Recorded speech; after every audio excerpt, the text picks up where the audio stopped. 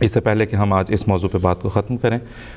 کچھ ایسا مٹیریل ہے جو ہم دکھانا چاہیں گے، اگرچہ اس پہ مزید تحقیق ہم کر رہے ہیں اور اس سے زیادہ فیکٹس جو اسٹیبلش ہوتے جائیں گے وہ ہم آپ کو دکھائیں گے۔ ہیکنی آرکائیو آفس میں یہاں پہ لنڈن میں اس کے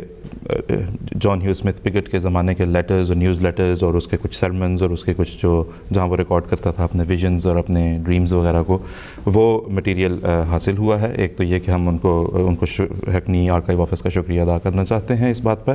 اور اب ہم آپ کو دکھائیں گے کہ the way it unfolds، ابھی بڑا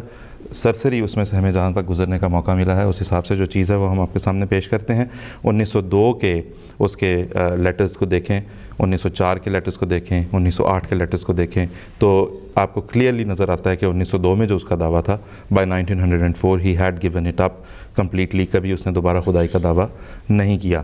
تو ابھی ہم دیکھیں گے ایک سب سے پہلے جو آپ کے سامنے لیٹر پیش کیا جائے گا یہ 1902 کا ہے، اور اس میں ہم دیکھتے ہیں جو اس وقت آپ کو سلائیڈ سامنے نظر آ رہی ہے، اس میں جو چیز ہائی لائٹ کی ہوئی ہے وہ یہ ہے کہ as surely as I breathed into Adam the breath of life, so surely I shall breathe life and immortality into my beloved Son. Not many hours hence, and death shall be swallowed up in victory, and he shall be changed and live and reign forever and ever. یہ 1902 کی بات ہے جہاں اس کا دعویٰ الوہیت اور اس کا اعتقاد بڑا واضح محسوس ہو رہا ہے۔ پھر یہاں پہ دیکھیں جو نیکسٹ سلائیڈ ہم آپ کے سامنے اس وقت پیش کریں گے، جس میں وہ کہتا ہے کہ we are yet to come, we are one, or the bosom of our Father, and I invite you now to come with me deeper into that bosom of love and peace and rest. Come with me, I say, but yet come into me. اور آگے ہم دیکھتے ہیں کہ جہاں پہ اس نے لکھا ہے کہ for we are one, we are one. اور اگلی لائن ہے کہ you are flesh of my flesh, bone of my bone, we are one. اسی طرح اس سے ہم جب آگے چلتے ہیں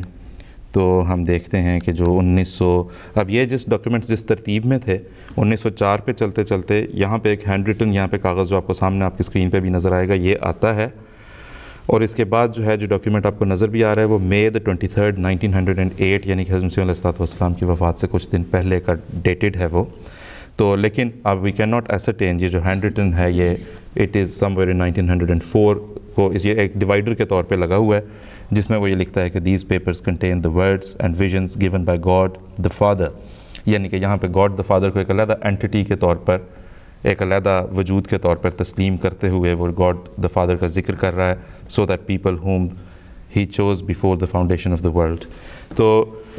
اس پہ بھی انشاءاللہ مزید جب ہم دیکھیں گے تحقیق کریں گے تو وہ بھی ساتھ کے ساتھ آپ کو ہم اس سے ضرور مطلع کرتے رہیں گے، لیکن یہ ابھی تک کی جو تھی جس سے بھی بڑے واضح طور پہ ایک فیکٹ اسٹیبلش ہو رہا ہے۔ تو یہ تھا ناظرین پگٹ کے بارے میں جو کچھ تفصیلات آج ہم آپ کو پہنچانا چاہتے تھے۔ اس سلسلے میں آپ کا کوئی بھی سوال ہو تو ہم بڑی خوشی کے ساتھ اس کا جواب دینا چاہیں گے، کیونکہ اس پورے مسئلے میں کوئی ایسی گنجلک، کوئی ایسا مسئلہ ہے نہیں کہ جس کے اوپر جس فیکٹ کو اسٹیبلش کرنا مشکل ہو، کیونکہ یہ ایک ایسی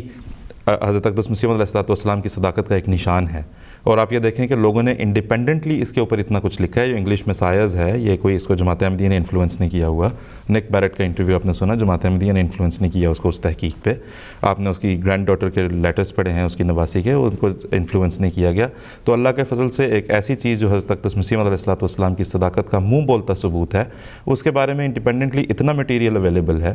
کہ کسی کو کوئی دقت نہیں ہونی چاہیے یہ سمجھنے میں کہ حضرت مسیح موعود علیہ السلام